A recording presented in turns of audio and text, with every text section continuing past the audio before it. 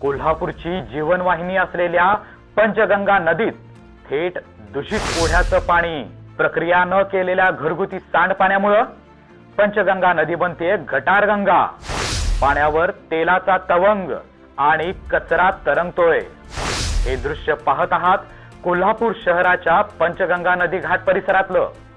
गंभीर प्रदूषणाचा सामना करतेय पंचगंगा नदी.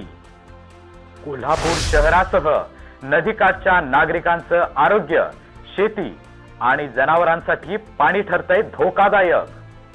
रंकाळा, फुलेवाडी, लक्षतीर्थ वसाहतीकडून आलेला हाच तो ओढा.